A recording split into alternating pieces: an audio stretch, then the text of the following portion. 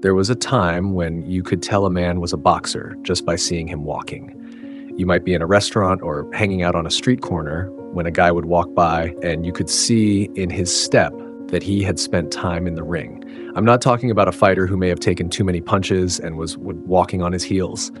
I'm talking about the light step that most boxers possessed in the days before they were trained to bulk up using weights and muscle building.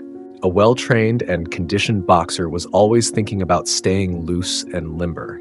Even years after retiring, you would see that same agile way of moving in a former boxer. Once you have done it, it stays in your blood all of your life. Stay away from the weights was a line heard often from the old-time trainers. They only make you tight and slow. Back in the days when boxing was taught as an art and not a strongman contest, speed, accuracy, and staying loose were emphasized. Speed beats power. If you are too tense, you will be more susceptible to being knocked out.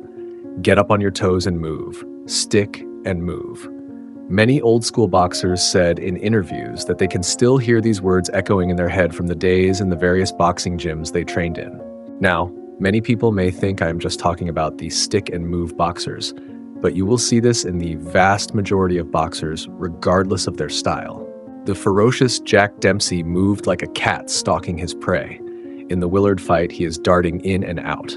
His body is lean and not muscle-bound. He has a boxer's physique, strong in all the right places without being encumbered by bulging muscles that would only slow him down. Boxing writer Bob wrote in his blog that when he was young, he got to meet Dempsey in NYC. To this day, he remembers seeing him walking through his restaurant to greet visitors.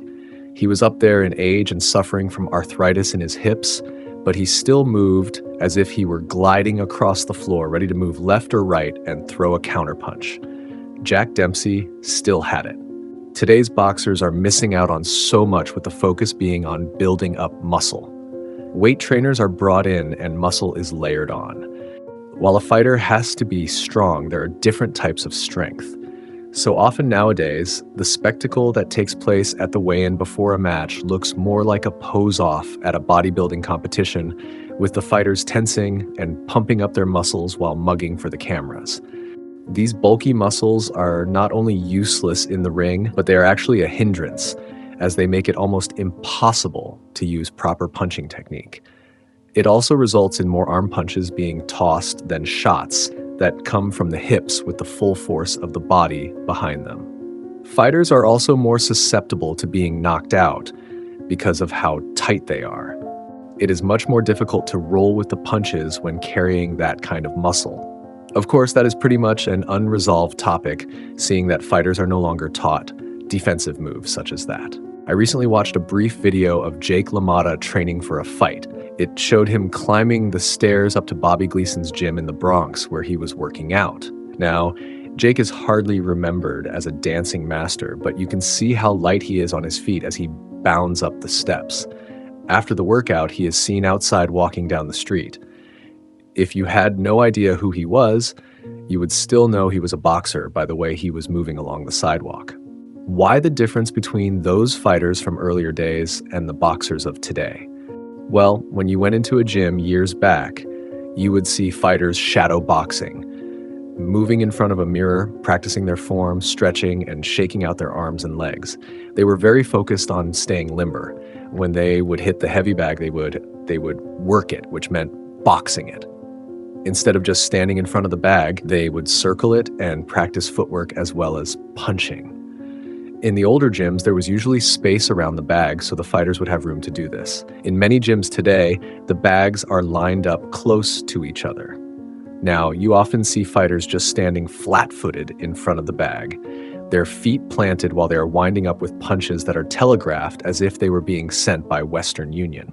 It's no wonder that is happening, since most of the time they spend working with a trainer is wasted while going through the silly mitt-punching routine that reinforces these bad habits.